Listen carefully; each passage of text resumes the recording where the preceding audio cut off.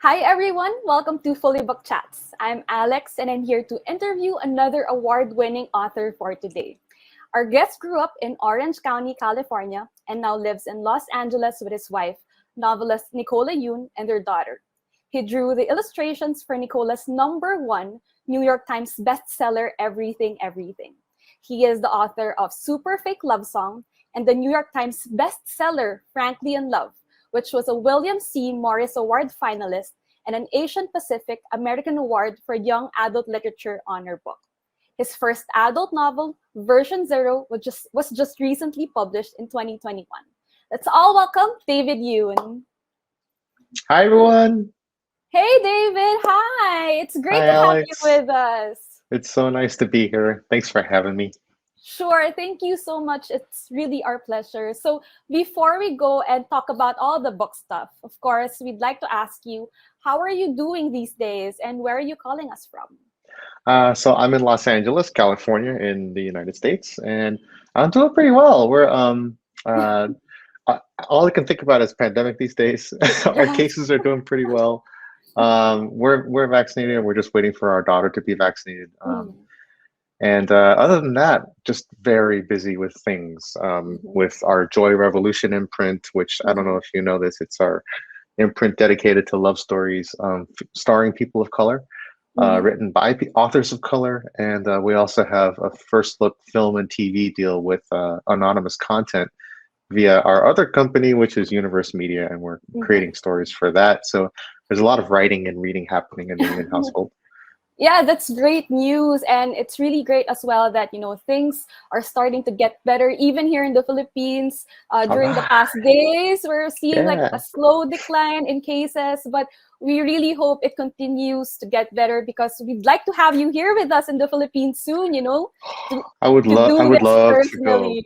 I mean, I've heard things from my friend Adam Silvera and some other authors who Mm, have been in the Philippines. Are like, it's a madhouse, like in the best way possible. Just like yes. people are so passionate about books, which I love. But have you been here in the Philippines? I assume you haven't, right? No, I Yeah. never got to go because as soon as pandemic hit, it sort of shut down Mm, all the events. But I'm yeah. dying to see it. So whenever it's safe, I'll be there. Yes, we really do hope it gets better. So you come here and visit us for the first time, right? Yeah. Yeah. Oh, that'd be so much fun. Yeah. So anyway, speaking of first times, it's really excited to know that your latest novel, I have it right here, of course, and I've read it. I'm so excited to talk about you about it. It's your first adult book that you've ever written. So can you please share what Version Zero is about and what was the inspiration behind the book? Well, version zero is about this, 20 something. Uh, he's a young tech entrepreneur, and Mm, he really believes in technology. He actually believes that it can save the world, and he works in mm, the tech internet industry. And for the company he works for, it's a social media giant. He discovers that they're doing some unsavory things with user data, and so he blows the whistle because he believes in doing the right thing, and he immediately gets blacklisted and fired from the industry. And so yeah. he teams up with a group of hackers to set about taking the big five tech companies to task for their sins against humanity. And along the way, causes a lot more damage than he realized. So that's what it's about. And it involves like this reclusive tech CEO that kind of comes out of hiding to help them. He's like Yeah. this psychopathic or sociopathic Mark Zuckerberg type, The and JD Salinger, right? the Of JD Salinger tech. effect, yeah. And the main character, whose name is Max, poor guy, he's suffering from unrequited love for his best friend's girlfriend. So Mhm. there's a sort of a lopsided love triangle there too. But yeah, the whole thing. I mean, I was inspired because before I started writing first full time, I worked in tech. I was a user experience guy. So I designed interfaces and apps and stuff like that, and I worked in every industry for over 12 years, from like social media to cybersecurity to ad technology. And ad tech is the technology that scrapes your behavior and Mhm. tries to figure out what kind of person you are, and then sells that data to advertisers so they can serve up the best ads. And That and I sounds kind worked of with a lot. creepy. I know it was, and it's so weird. Like we're so good at it too, and And I worked with a bunch of smart people, a bunch of good people who just they're nerds and they just wanted to make cool stuff. Um, but one day I just looked around the office and I realized that everyone to a person in the office had ad blockers installed on their laptops and on their phones. And I was like, okay, that's weird. We're like, I felt like we were like a bunch of non-smokers working in like a cigarette company, you know? Yes. And I was like, I have to write about this. There's a paradox there Mhm. that we are living in that is compelling to me. You know, we joke about like how Siri is always listening or Alexa is always listening, and it's funny, but it's also creepy. It just shows how much we've normalized strange behavior through Yeah. technology. So I had to write about it. Yeah, thank you for sharing. I can't help but smile because while I was reading the book, I it was just so relatable. Like I thought like, is this the real world? I can, it's so much of a resemblance of the world that we're living in now. But more on that later on. But I would like to ask you first, though, since this is your debut adult novel, so how was the experience from shifting from one audience to another? And like, what made you decide that, version zero was going to be your debut adult novel? I actually, funny thing is like I actually started writing version zero before Frankly in Love. Oh. So I've been working on it for a long time, and I was trying to figure out like how do you write about technology? Um, and it actually, I was thinking, should I make it a young adult novel? And I really couldn't because I realized, a lot of young adult novels, they come from a place of hope. Mm. They can get dark too. Like there's a lot of fantasy, YA fantasy and YA horror and sci-fi that are very dark, but at the core, they come from a place of hope. Um, Whereas adult books are not so much. mostly, mostly they ask the question. They're like, Yeah. "What is this?" Or look at this thing, this awful thing. Um, and so I realized that since so much about the internet and technology is just unresolved, like, Mm. is it good? Is it bad? Has the whole thing been worth it? I don't know. But I figured this book would just sort of ask those questions through the characters. Um, and also portray it as almost like its own kind of dystopia, its own kind of alternate reality. Because sometimes it feels that way. Sometimes I look at the stuff we're doing on our phones and I'm like, that's so weird. It's like I'm on another Especially, planet. yes. Yes, personally, I like to curate my feed, and I try to curate my feed. And when you look at it in real life and you reflect, wait, is this really, how I would do that in real life? So I get what you're saying. Yeah. Yeah, So, yeah, it's so so true. Even my one of my very good friends, she was like, "How you doing?" I'm like, I was going through some stuff, and I was like, "Not so good. Mhm. It's a little rough right now." And she said, "God, because your Instagram, everything looks so perfect." And Exactly. this is not like a stranger. This is like a good friend of mine. So Hmm. even she was sort of fooled by the curation of, your life. Thank you for sharing. Since you mentioned that you wrote version zero for Franklin Love, correct? Yeah. So Yeah. did the pandemic have any effects on you as an author and creative in general, since you wear so many hats? You're also an illustrator, you're a musician, you're an entrepreneur. It's fantastic. And if yes, could you share a little bit about that and maybe how you were able to cope? I mean, the pandemic really messed me up. I mean, it was not good. So many systems were revealed to be sort of faulty and inadequate for the situation. And there's a real sense of like a loss of security and a loss of control, um, and just instability. And so to cope with that, I just started making stuff. That's it's what I did when I was a kid. I was constantly making things, and that's what I started making a video game for fun. I started. I finished up City of Orange, which is my next adult book, and I started some other projects. And it's because I wanted a sense of control over my life.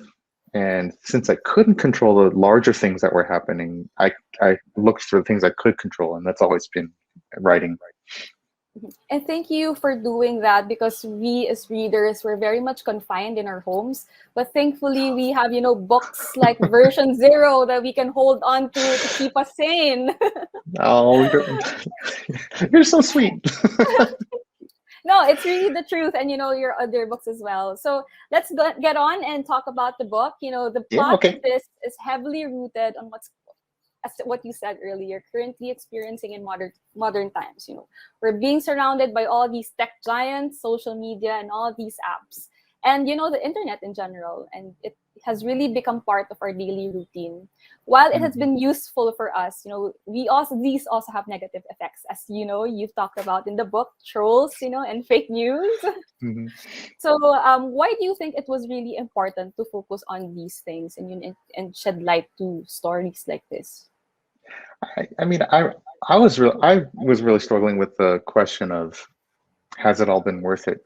I was personally, especially when all this stuff was happening here in the United States, a lot of turmoil and unrest. I was scrolling my phone all day. First thing in the morning, wake up, turn on my phone, start scrolling, all day, all day, all day. And it was the last thing I did before I went to bed. And I started to I was having anxiety, and I couldn't sleep very well. Mhm. So I talked to my therapist and I talked to my wife, and Mhm. they were like, "Take a break," you know. So I not only stopped reading the news, but I also stopped reading my fun stuff. I like to read Mac news about everything Apple related, and I like to read like silly things, Mhm. and I realized, Marie Kondo, right? Um, Yes. Yeah. so my head is like a room too. So I Marie Mm. Kondoed my brain by decluttering it, because I realized that every morning I was shoveling stuff into my brain and it was getting Yeah. full, and that was causing me stress. And so as soon as I did that, I I stopped using my phone for most of the day, stopped looking at the internet. And when I meditated, I I flashed back to high school. And I felt like I was in high school again because that was before the internet, and that was the last time I had real headspace, to just be free to think whatever I wanted and have the room to do that. Because all I Mhm. had were books and records and my friends, and that's kind of it. Um, Mhm. and so there's a lot of room to mentally run around, and that was really interesting. It was a really interesting experience because it made me realize just how much stuff we're putting in our heads and we don't have the space for it, and it's all sort of enabled by things like this. Mhm. um, that's why I wanted to really sort of set a story in that world, because it's so hard to navigate and we don't know if it's been worth Yeah. it or not. I don't know if, do you think like what do you think? You have to answer is the internet a good thing or a bad thing? What would you say? Personally, I've also had my struggles with it. Like, there were also times that I had to remove it from my phone, like totally Hmm. wipe it out. Yeah. And but there's also this fear that when I delete my account, like permanently, like all of my files, all of the memories will be gone. So for a while, I just have this social media fasting, or Hmm. staying away from social media. And a couple of days, or even just a day later on, I got I I think about it, and I miss it, I Yeah, miss yeah, it, yeah. And I find myself just reinstalling it back, and and the cycle continues. Yeah, yeah, yeah, yeah. it's It's yeah. really difficult, Mm, I think occasionally human beings, they stumble on certain technologies that really tap into like the limbic brain, the lizard brain. mhm. Like when you're driving, there's road rage because it's very territorial and it unleashes something primitive in our minds. Like TV triggers the orienting response. Mhm. It's sort of like what's outside the cave. Something just passed by outside the cave. What Yeah, is that? But in TV, you're always doing that. And this also is triggering something very primal in our yeah. brains. Totally by accident, really. We didn't plan on that. And it's really interesting because when you scroll, it's like infinite. It doesn't have any end. So you're really entertained, and you don't really have time for to check what time it is, or like Is it Hmm. already lunchtime? It just passes on by. Yeah, and have you heard of something called email apnea? It's Oh, a term coined, I think, like maybe 6 or 7 years ago, and it's a real physical response. Like when you're scrolling, mhm. people actually tend to stop breathing. They hold their breath, and then when they stop scrolling, they start breathing again. Oh, And wow. so you're literally depriving your brain of oxygen as you're scrolling. It's fascinating. Mhm. And yeah, speaking of all these things, and for you also in a very personal level, why do you think it's so hard to disengage from social media? Like for you, I'm assuming, do you use social media? Do you have Facebook or Twitter, I mean, Instagram? I would like not to, but Mhm. I do it mostly to connect with fans and Yeah. readers, and just to let them know, hey, I've got a new book out, and if someone shouts me out, I want to know about that. There's Yeah. some fans that are just really super sweet and supportive. Mhm. I want to make sure that I acknowledge them, because that's my community. So I have to be on there, and as soon as I get on like Instagram, I get immediately distracted, start, and it just starts scrolling, and I don't even. I'm just looking. I'm just looking at like someone's baby, and there's a cake and toes in the sand at the beach. Like I don't. It's just random junk that's filling my Sometimes head. super random, like potatoes Yeah, dressed up in dresses. exactly. And the thing that like Max, the main character in the book, he sort of thinks about. We have all this technology. It's amazing, advanced technology, um, to create this sort of strange experience where you're scrolling through random things. That's it's not only is it sort of meaningless and nonsensical, but it's also permanent. So Mm. paradoxically, it's a permanent record of nonsense. And that paradox that we live in, I think, is fascinating too. It makes me wonder, like back in the day, centuries ago, Mhm. when people made books, they really considered, is this, useful? Will this still be useful generations from now? Let's write only about important things. And that was the permanent record. And fast forward to now, and our permanent record is sort of everything. It's a big, salad of stuff. And it makes it hard to figure out what's important. And that's sort of one of the points that Max in the book is trying to make. It's like we've lost sight of what's important. And when you lose sight of what's important, it's easy to go down any kind of wrong path and make Yeah. bad decisions, Yeah, like I he love does. Max. Yeah. I love Max. He is so idealistic, and I I just know. feel for him. Poor guy. But Poor guys, you guy. have to read the book in order for you to get what we're saying here. So anyway, the protagonists, as you mentioned, Max, Akiko, and Shane, and the hacks that we were trying to do was to Hmm. take people off of the internet, to disengage. And there's this one line in the book that's really beautiful that you wrote. In order to fix things, sometimes you have to break them, and Oh that's yeah. kind of Mm. really the heart of version zero, right? So, Yeah, it's true. I mean, and it came from I just, God, I realized one day that my life had been reduced to numbers. Like mhm. my generation used to say, I'm not a number, Yeah. I am a human being with a name. And now we are numbers. We are our follower counts, our like counts, how many posts we have, how many comments we have. We look at numbers very closely. And when we look at other people, we look at their follower counts and we're like, Mhm. are they important or are they not important? Well, they have a lot of followers. They must be important. And so we've reduced ourselves and each other to numbers. And not only are we okay with that, but we kind of enjoy it, Mhm. which is very interesting. And Yes. so Max sees this, and he and Akiko and Shane and Pilot, who's the reclusive JD Salinger of tech Mhm. CEO, they set about creating these escalating series of hacks to try to get people to be more aware of what their technology is doing to their minds, and they get crazier and crazier. And that was so much fun coming up with those. Like one of them is like removing likes from across the internet, and the whole internet just goes crazy. Um, but it goes way out of control. to say the least.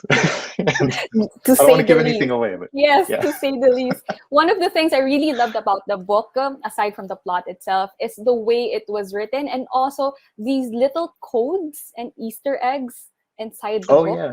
Yes, I've watched that TikTok and it gave me goosebumps. Like, oh my goodness, this is so creepy. I got Wow. so Yeah. lucky. My editor, Mark Tavani at Penguin, I was like, can I put an Easter egg in there? And he was like, oh, that's so awesome. And so my genius 15-year-old nephew, my brother's son, I was like, hey, can you write something? And he's like, oh yeah, sure. Blah, blah, blah, blah, blah, blah, blah. And I was like, you're the best. I'll buy you pizza. And it made it into the Yeah. book. I thought it was just random, but amazing work, amazing job on that. Yeah. Oh, Yeah. thanks. So anyway, you've mentioned earlier that you worked in the tech industry for a couple of years. How many years was that? Oh man, it's like 13 or 14 years. 13 years. Wow. So maybe that's why some of the conversations in the book sounded so real, especially the office conversations. While Mhm. I was reading it, I felt like I was inside the office, and hearing the bosses talk. Oh, that's awesome. Yeah. Thank you so much. I mean, yeah, Yeah. there are so many paradoxical, strange moments in when you work in Mhm. the tech industry. There's a lot of talk about saving the world or making the world a better place, while being very invasive at the same time. Um, I mean, I my career spans the very beginning of the internet until maybe 5 years ago, and so there were like two phases really. The beginning of the internet was very idealistic and it was very simple, and then something shifted to social and ad tracking, and then Mhm. everything sort of became surveillance. And I was sort of there for that. I think the reason why I didn't quite get that my ad tech job was a little bit creepy was because I was sort of still stuck in the first phase of the internet. That's where Mhm. my head was at. Oh, it's just we're making cool stuff. We're having fun. It took me a while to realize that we're building surveillance tools. Um, and what's my role in that? What does it mean to be good at something like that? And that was a sort of the inspiration for Max's character, where he has this crisis of faith because he really loves technology. He's a nerd. He believes in that it can make the world a better place. And when he sees that he's part of a machine that's making the world actively making the world a worse place, he has to re-question everything. Yeah, and while Max was like trying to save the world from, the internet, he also faces other concerns in the book, that you've Mhm, put in the book. So he is a Salvadoran American and his mhm. parents are immigrants, right? So there's also a line in the book that reads, Max had read something about immigrants, how they come wanting a better life and how their kids wind up taking that better life for granted. And lo, Mhm. a generation gap is born. So could you please elaborate this further? Yeah, it's every immigrant kid, I think, in America really goes through this where you have parents that come from poverty or from difficult circumstances and they move here and suddenly they're gone. And their kids are going to the mall and, going to a school and driving cars and they have no idea what their parents went through Yeah. um, to get to a safe place. And the parents don't really expect them to.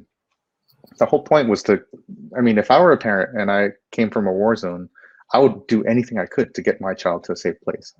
Um, but once they're there, a gap forms immediately because there's no way the child can understand what the parent has been through, and nor should they.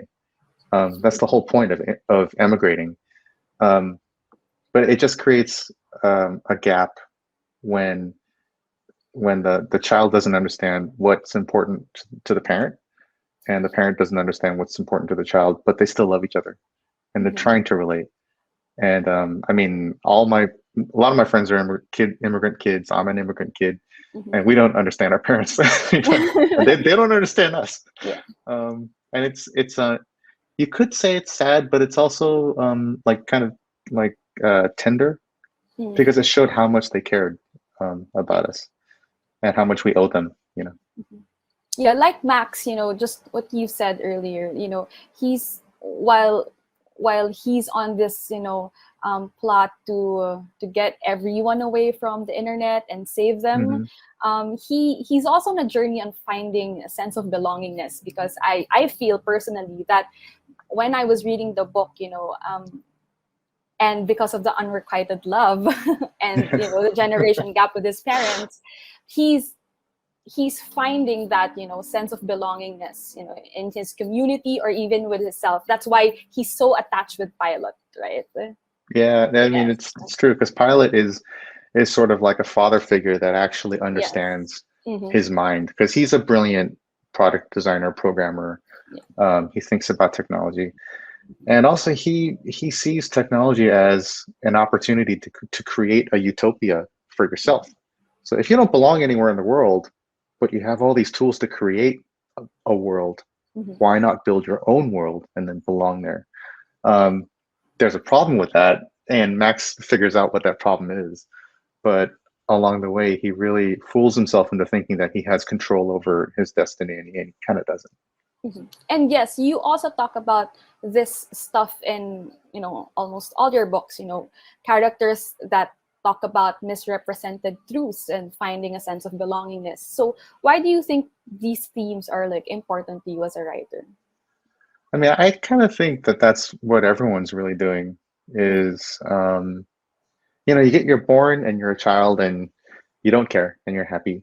And then almost immediately, the world starts to try to tell you what kind of person to be, what kind of food to eat, clothes to wear, things like that.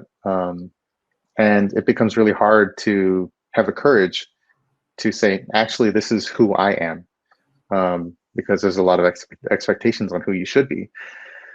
And as a child of immigrants, me specifically, I went through that. My parents had ideas about who they wanted me to be, like a doctor or a lawyer or whatever. I know now that they just they wanted me to be not poor. So they they were like, please choose a really well-paying profession, and I was like, I want to be a writer. Um, but But how did that's, that sound to them? Like you being, wanting to be a writer? they thought that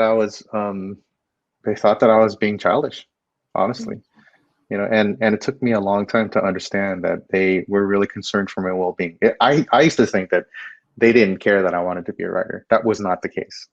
It was that they were worried about my financial future. Mhm. Um, and so, yeah, there's, and it, once I realized that, I was like, look, this is who I am, and I'm going to be okay. You guys made this crazy choice to come to the United States and start your own business, and that was pretty crazy. Your parents would have been thinking you guys are crazy too. Um, so we all and they did that because they just wanted to find a place to belong for themselves. They wanted to be in control of their own destiny. Mhm. And so I think everyone's really striving for that. They want control over their own destiny and a place where they feel the most comfortable being themselves. And so that's why those themes keep coming up over and over again. It's because it's um, it's taken me a long time to feel comfortable in my own skin, Mhm. to feel comfortable as myself, and not worry about what other people expect of me. And I think about the journey a lot. Yeah, while listening to you, I figured that you're really putting your heart into, bits of your heart to your characters, And Yeah. it's really interesting that one of the characters in Frankly in Love, I also have a copy here. Ah.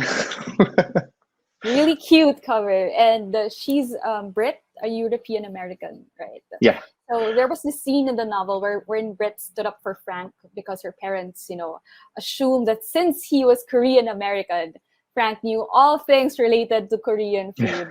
Yeah. And then Brit confronted her parents about racism, where did the thought come from for this particular scene, and what do you think is the role of young people like Brit, in educating the older generation about racism?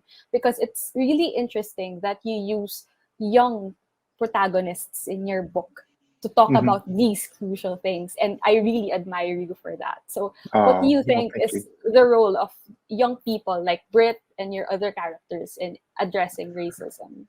Well, I mean, specifically for young adult in YA. I mean, the Yeah. reason that I love YA so much is is that first of all, I totally remember what it was like to be a teenager. I don't know why, but it was one of the most exciting times of my life.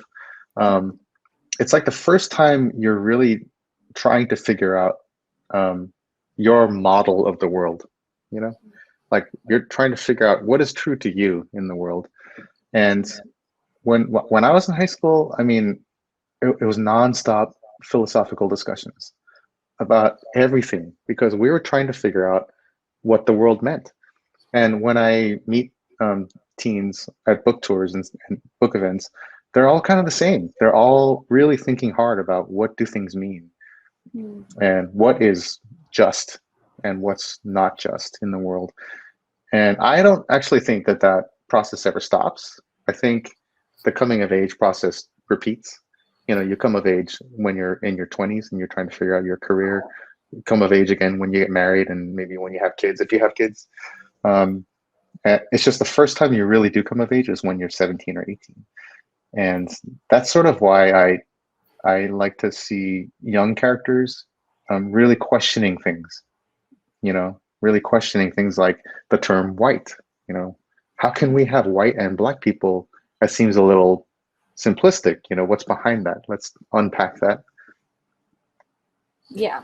And it's really a great thing that you're talking about these things in your books, not just in YA, but also in your adult books. It's amazing that you were able to insert these things into a thriller horror book. It's not just pure horror and thriller, but there's heart into it. So I really appreciate that about your writing. Oh, well, thanks, man. I'm so glad you. I really super appreciate that you said that because I mean, it was kind of true. I worked at so many startups and so many tech companies, and it was always the same. You know, there was almost a racial hierarchy in these companies where the developers all look the same. You know, and the people in upper management and CEO level kind of all look the same, and marketing all look the same. Like, if you read the book, you'll sort of see my pyramid breakdown. Exactly. Um, You have to read the book. So the next question I'm about to ask you is actually a personal question. I'm very curious because Frankly in Love was published in 2019. mhm. Super Fake Love Song. I also have it here, of course. Super Fake Love Ah, Song in 2020. And then mhm. version 0 came out last May. Then you have Uh-huh. another novel coming up, City of Orange in 2022. So please give us a glimpse on your writing process because how are you able to publish year after another? I don't know.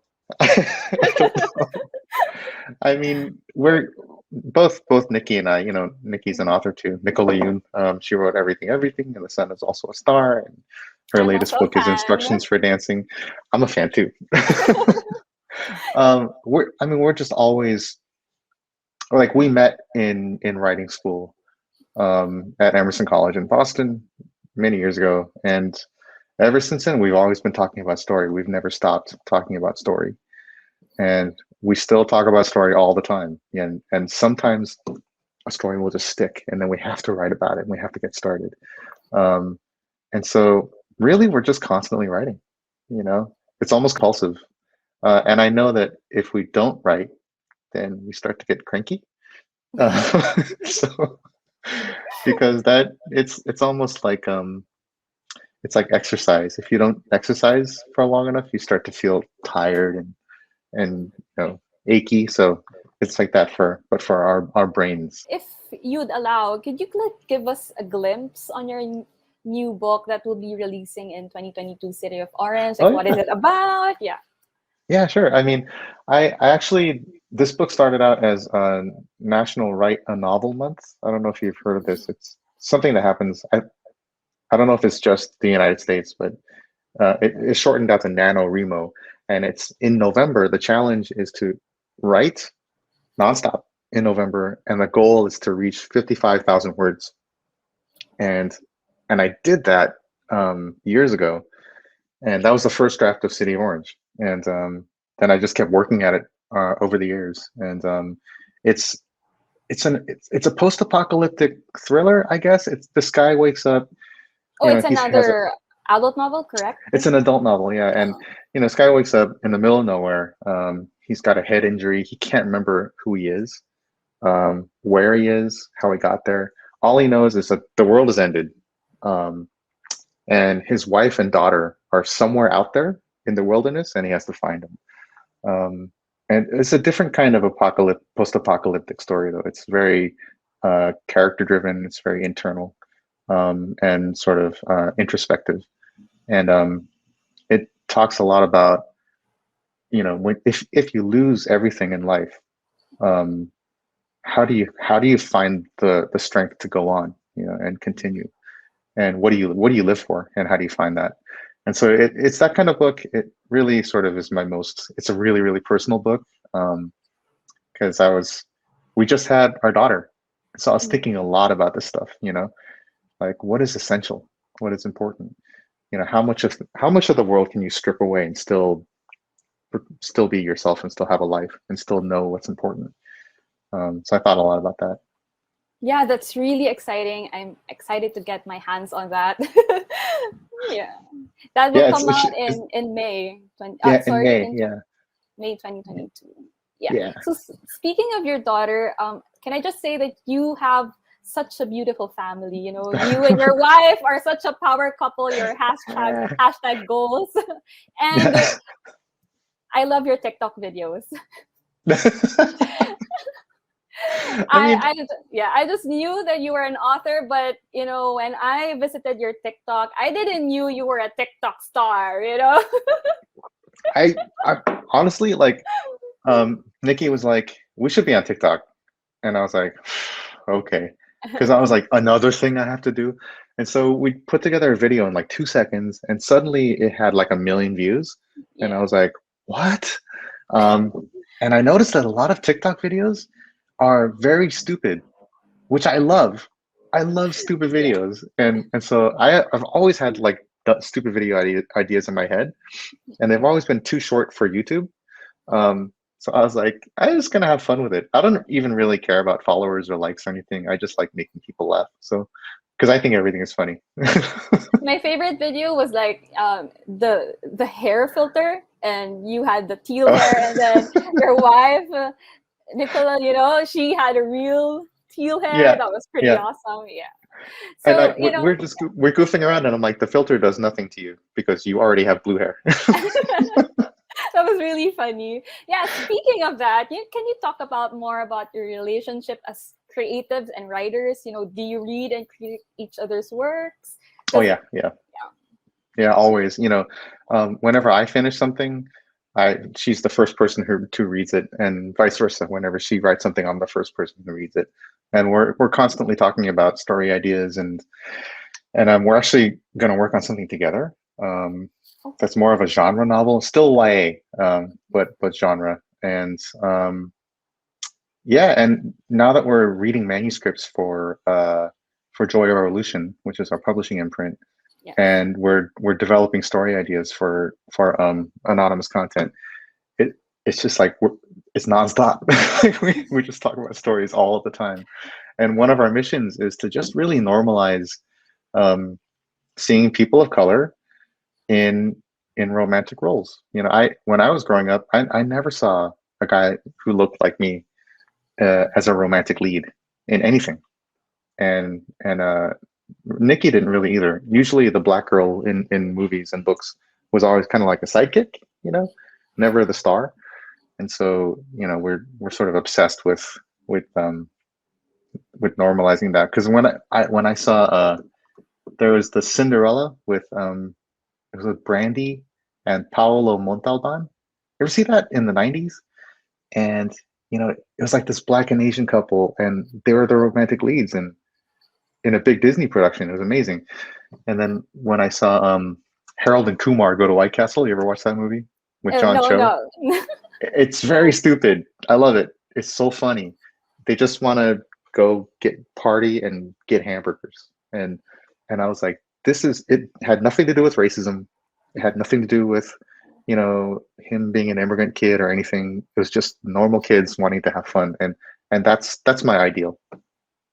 aside from you both being individual writers and doing such an amazing job in your books, you know, you as a couple are such an inspiration. And thank you so much Ah. for what you're doing. So, yes, Oh, thank you so much for starting this. And with that, I'd just like to ask also, what does it mean for you to be an Asian American writer? And what do you think is the future of Asian writing? I mean, honestly, a lot of Asian American writing that gets attention deals a lot with like the immigrant experience or the foreign experience, and you know, it. I would like to see a future where we have more stories that just happen to have an Asian American character as the lead, without mentioning sort of the struggle. Um, the struggle is important. We need to remember the struggle, otherwise we forget the struggle. And Americans are sort of notorious for forgetting their own history. So writing about the struggle is a way of preserving that history. But at the same time, there's a whole other spectrum of humanity that is mostly missing in our media landscape, in books and TV and film. We just don't get to see Asian Americans be just kind of normal people. I was thrilled when Sandra Oh was cast as the lead for Killing Eve, or The Chair, that Netflix, is a Netflix show that just came out, where she's just an English department chair at a university, and that's it. And her dad is there and he speaks Korean, but they never comment on it. It's never an issue. It's just her life and presented straight up. And so I see the future of Asian American representation in media looking like that. It comes and go in waves, like we had American, was it American Pie? What was a Margaret Cho show? Um, I forget. Anyway, Margaret Cho's show like in the 90s, early 90s, late 80s, and then it went away. And we had to wait a long time for Asian Americans to come back into media. And I think we're still sort of waiting. But hopefully it picks up. We've got Kim's Convenience. We had Fresh Off the Boat, which is nice. So maybe there's momentum there. Yeah, and I'm really hopeful as well for Asian American writers, because it's really great that a lot of books, are coming out, especially this year. I've been seeing a lot of books, and on Book Talk as well. They're also Mhm. trending, so that's really great news. Yeah. Oh yeah, yeah. There's Mary Choi and there's Kat Mhm. Cho and Jenny Han. I mean, there's so many great writers out there. Yeah. Yeah. And for my last question for the first part of our interview, what Yeah. is your advice for aspiring young writers? And maybe these people are also stuck in somewhere they aren't really passionate about, say for example, a Hmm. job in a tech industry. Yeah. And for the longest time they've been wanting to be writers, producing their own stories, sharing their stories to the world. So what would be your advice for them? Well, I always start with Margaret Atwood. Um, she always says, "Read, read, read, and write, write, write," which is read as everything you can get your hands on. Consume media that maybe you think you might not like, because you never know where inspiration is going to come from. And at the same time, just keep writing to exercise your voice and find out what kind of writer you're going to be. Everyone starts out imitating their favorite authors, and then eventually you grow past that and you develop your own style. So it's important to keep exercising that muscle. Um, Beyond that, I mean, practically speaking, I would like, if you can afford it, go to a writing school.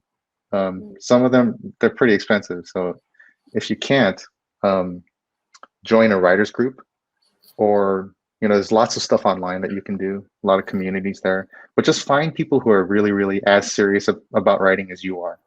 um, because not only will it inspire you to be a better writer and you get valuable feedback and everything, but you'll also make a network. And as soon as one writer finds an agent or gets published, then they can introduce you, and they can all introduce each other, and then you'll start to move your publishing career forward, because writing is different from your writing career. um, and that's what happened with my friends at Emerson. As soon as one got published, we all sort of helped each other, and that was really important. Oh, that's so nice. Thank you Yeah. for that wonderful advice. And for the next part of this interview, this is the more fun part. It's Ah, yeah. called Fast Talk. So you're just gonna be choosing between, uh, the choices, and there are some quick questions. You only have to answer about 2 to 3 sentences. All right? Are you Okay, ready? I'm ready. All right. So, paperback or hardcover? Hardcover. Hardcover. Unless it's Read. Japanese paperback, then they're really small. I love those. All right. Read all day or do you write all day? Both. If you would choose only one. Oh, jeez. It's got to be right all day. All right. Do you read one book at a time or read multiple books at the same time? One book at a time. Really? Yeah, You don't multiple read? books. I start to feel guilty. All right. When reading, do you bookmark or do you dog ear? Bookmark Book. always. Even if you lose them, along the way? Yeah, and Or do you lose? I always take care of the spine too. Like my teachers in school, they would always complain like, "Did you actually read this assigned book?" And I was like, "Yeah, I just take care of books really well." And seeing your TikTok video, Shin Ramyun Black or Shin Ramyun? Black, And of why? course, And why? because it has an extra packet. I don't know what's in it, but it's really good. All right. Took note for that for recommendations. All right. Your top three books that you always recommend. I always recommend the book Caste, The Origins of Our Discontent by Isabel Wilkerson. And it's sort of like the chapter in US history about race and about the Black experience and about how American society is structured as a caste system that I wish I had learned in high school. It's incredibly important. And once you read it, then you understand America on a deep level. Um, and I always recommend kind of anything by Margaret Atwood. She's just so good.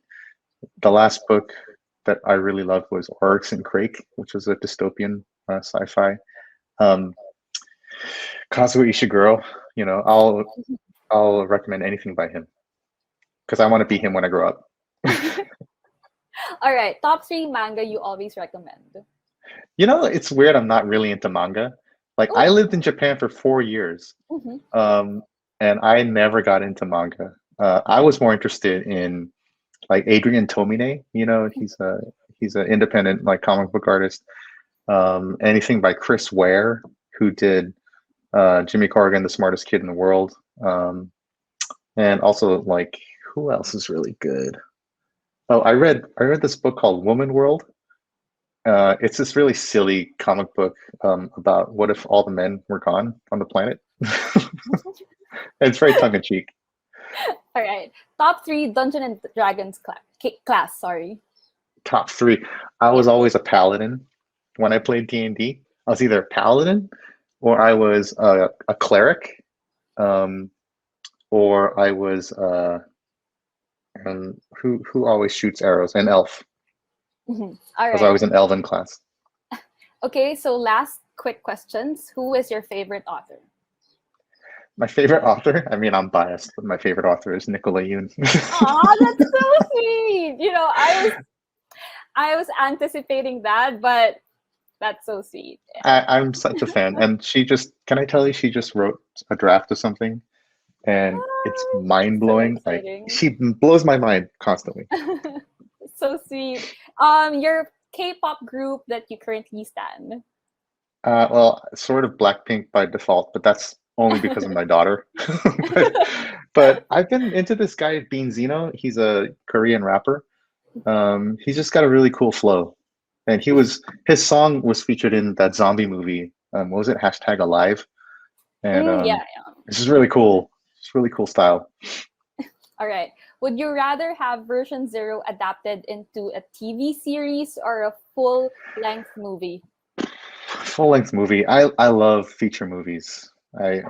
Give me like a really awesome 100 minutes, 110 minutes of like a unique singular experience. That's the best. I don't know why. Oh, I do know why. Because your REM state actually when you're sleeping lasts about 100 minutes. And I think that's why movies are about 100 minutes. Wow. Thank you for that trivia.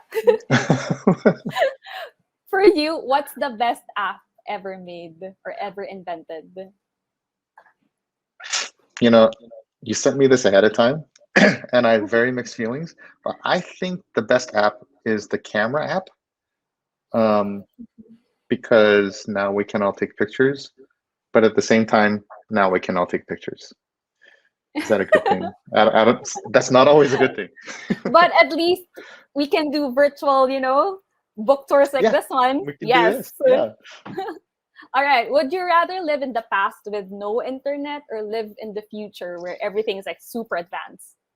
I have to say, it's complicated. In the past was simpler technologically, but it was not so good when in terms of social justice. Um, Hopefully, in the future, we have a lot more social justice because we seem to be getting there, and we figured out our technology. So I'm going to say the future. All right. And lastly, for the fully booked signature question, do you judge a book by its cover? Yes. There's no shame in that. I've bought books just because the covers were cool. All right. Thank you so much, David. It was really a fun interview, and it's great to know you more and your books. Oh, it's so much fun. I mean, I feel like we could talk for hours, honestly. Yeah. Thanks so much for having me. Thank you. And do you like anything to plug or promote or anything else that you want to say? Not at the moment. Just version zero is on shelves, and City of Orange comes out in May. So hopefully I can see some of you in person in the near future. Yes. And thank you so much again, David. And of course, thank you everyone who joined us today. Thank you very much. You can check out David's book and the Fully Book online and all Fully Book branches nationwide. Version zero, grab a copy now. And thank you so much again. Enjoy the rest of your day. Keep on Thanks, reading. everyone. Thank Yeah, keep on you. reading.